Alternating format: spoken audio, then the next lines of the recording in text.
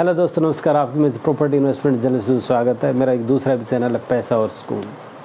ये topic property के ऊपर रहेगा और प्रॉपर्टी के बारे में तो भाई नॉर्मली आप जानते हो, आई वेरी मच इंटरेस्टेड। मेरा भी इसमें काफ़ी इंटरेस्ट है और काफ़ी प्रॉपर्टी के बारे में भाई पढ़ता रहता हूँ और जानकारी इकट्ठा करते रहता हूँ। सो ये मेरा एक तरह से हॉबी कह लो।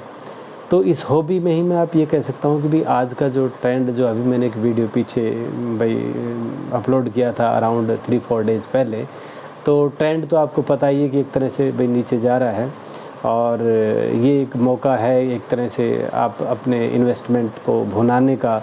और आप अगर इसे एग्जिट कर जाओ तो बहुत अच्छी तरह है, अदरवाइज़ कुछ दिन के लिए रेट्स नहीं बढ़ेंगे।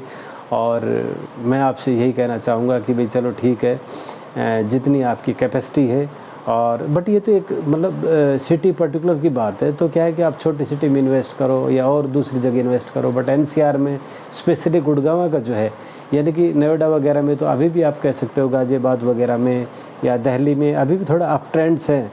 लेकिन यहाँ पे गुड़गांव में थोड़ा सैचुरेशन लग रहा है, क्योंकि यहाँ पे बड़े हैवी उससे रेट शूट्स किए हैं और अभी एक तरह से करेक्शन का वो टाइम भी लगता है।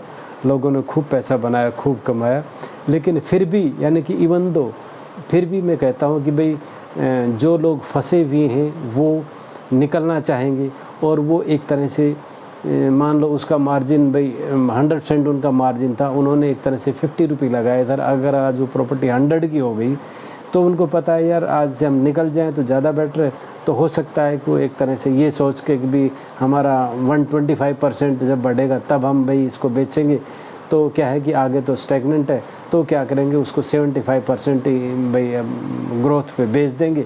और इन दैट के जो एंड यूज़र है तो उसके लिए ज़्यादा फ़ायदा है। यानी कि मेरा कहने का मतलब आप शायद नहीं समझे होंगे कि जिसको एग्जिट करना है, जिसकी मजबूरी है, वो अपने प्रॉफिट को कम करके यूनिट्स को बेचेगा। और उसको ख़रीदेगा कौन? इन्वेस्टर नहीं खरीदेगा, क्योंकि इन्वेस्टर को तो पता है कि भी अभी रेट जल्दी नहीं बढ़ेंगे, तो उसको एंड यूज़र खरीदेगा। और देखो रेट कम नहीं होंगे, आप इस बात को भूलिए कि रेट कम होंगे, लेकिन रेट स्टैग्नेंट भी रहना ही तो एक ग्रोथ में हर्डल है ना। तो जो एंड यूज़र है उसके लिए क्या है कि भाई इस रेट से लेस रेट मिलेगा, जो आपका रेट चल रहा है उस रेट से लेस मिलेगा। क्योंकि जो लोग मजबूर हैं, जिसके पास इंस्टॉलमेंट या पैसे भरने के लिए नहीं है, उन्हें एग्जिट होना है। जब वो एग्जिट होंगे तो एक लो कॉस्ट में उसको भेजेंगे। दूसरी बात ये है कि मान लो किसी के पास फ्लैट्स वगैरह है और भाई सर्विस यहाँ है, उसकी ऑल इंडिया लाइबिलिटीज़ है, उसका ट्रांसफ़र हो गया, तो वो भी चाहता है यार मैं अपनी प्रॉपर्टी को बेच के कैश लेके दूसरी जगह जाके वहाँ ख़रीद लूँगा, वहाँ भी बड़े आराम से रहूँगा, जब पोस्टिंग आई फिर उसे बेच दूँगा। ऐसा ही केस एक मेरे पास है, आप बिलीव करिए।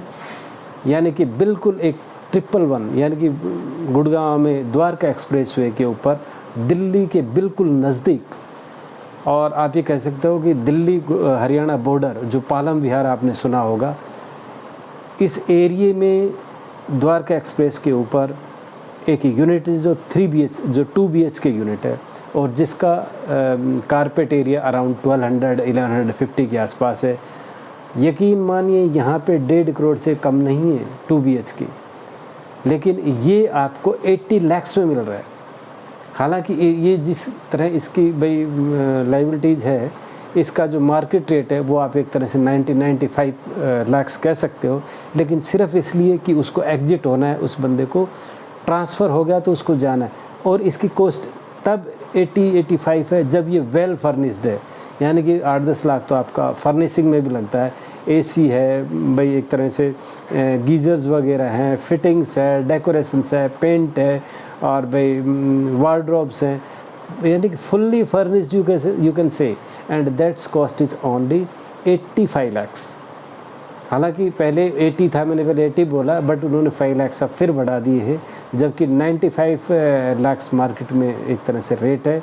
तो मैं आपसे ये कहूँगा, कोई नीडी अगर है और किसी को 3 BHK चाहिए 1200 स्क्वायर फिट, यानी कि एक तरह से सुपर एरिया का, तो बिल्कुल यानी कि अच्छी लोकेशन पे द्वारका एक्सप्रेसवे के बिल्कुल ऊपर, कमिंग मेट्रो के बिल्कुल स्टेशन के पास, costing only 85 lakh and you can contact for that. तो ये प्रॉपर्टी में जैसे बता रहा था कि भाई जैसे ट्रेंड है कि बढ़ने के चांसेस अब नहीं है, बट एंड यूज़र जो है, मान लो जैसे ये बंदा पोस्टिंग जा रहा है, और कोई पोस्टिंग आया है उसकी भी थॉट्स यही है कि यार किराए पे रहने से पहले अच्छा है मैं अपना ख़रीद लेता हूँ, जाते टाइम बेच के चला जाऊँगा, तो उसमें क्या है। तो क्या है कि ऐसे बंदे खरीदने के लिए वेरी इंटरेस्टेड होते हैं।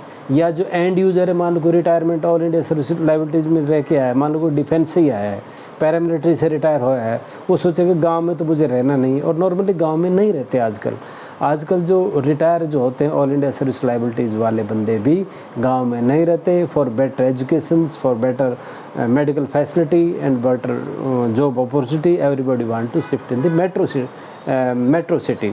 तो मेट्रो सिटी में दाम इतने बढ़ गए, उनकी कैपेसिटी में नहीं है। यू विल नॉट बिलीव, यानी कि अब मैं खैर उस चीज़ को नहीं बताऊंगा कि बहुत अच्छी पोजीशन होते हुए भी लोग क्या है कि भाई जैसे तैसे फ्लैट लेके अपना रह रहे हैं। तो ये एक बहुत अच्छी अपॉर्चुनिटी है एंड यूज़र के लिए। इस टाइम प्रॉपर्टी स्टैगनेंट है, तो उसमें आप खरीद के अच्छी अपॉर्चुनिटी को भुना सकते हो।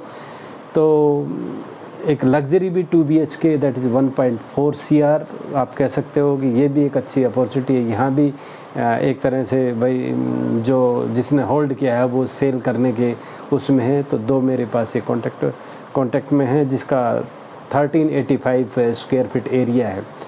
तो दोनों ही द्वारका एक्सप्रेसवे के पास है। एक लग्जरी प्रोजेक्ट जो उसका है 1.4, और एक अच्छे बिल्डर का जो भाई वो 2 BHK है 1200 स्क्वायर फीट का, वो भी एक अच्छी पोजीशंस पे और एक अच्छी जगह पे 111 सेक्टर में, that is costing 80 lakhs।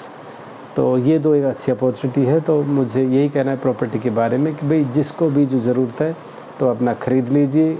Rates का ये है कि भी अभी कुछ दिन तो रुकेंगे, लेकिन इनको बढ़ना तो फिर भी है। और एक बार आप अगर अपने पैसे को कहीं पे इधर उधर लगा दोगे तो फिर से पैसे अकोमोडेट नहीं होगा और आपका सपना मेट्रो सिटी में रहने के लिए कभी पूरा नहीं हो पाएगा। तो ये एक बहुत अच्छी अपॉर्चुनिटी है। तो kindly subscribe on the channel and give the comments, give the likes. Thank you very much.